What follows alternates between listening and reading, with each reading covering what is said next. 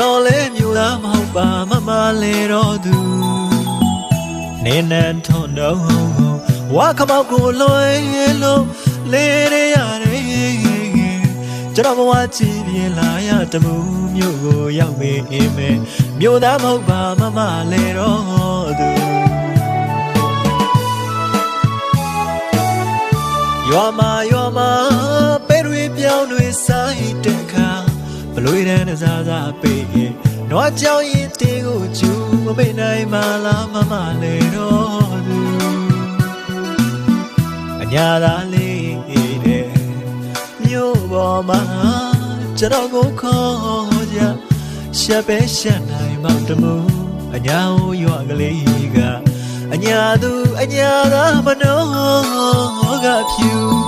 ဘသူတွေပဲလို့ပြောတော့အညာတော့ကိုတော့မမေ့နိုင်တဘူးပြန်လာပါမယ်မမလဲတော့သူ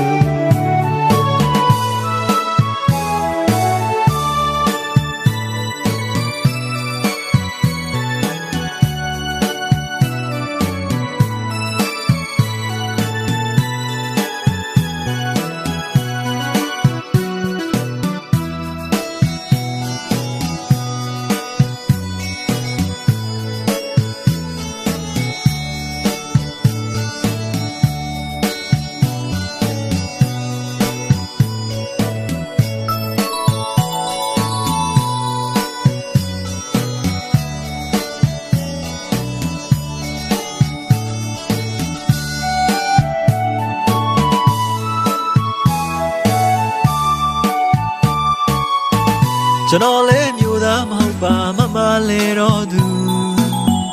နေနန်းထွန်းတော့ဝါခမောက်ကိုလွယ်လို့လေရတယ်ကျွန်တော်ဘဝကြည်ပြင်းလာရတမှုမြို့ကိုရောက်မေးအိမ်မဲ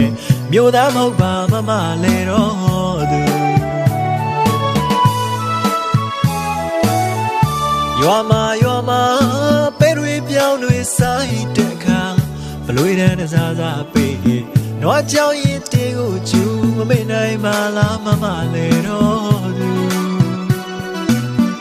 အညာသားလေးတဲ့မြို့ပေါ်မှာ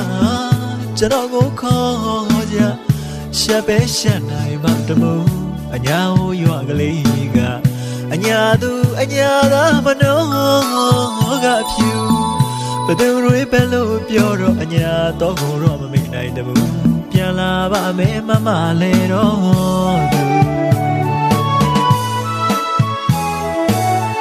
အသွင်ပြမှုပြော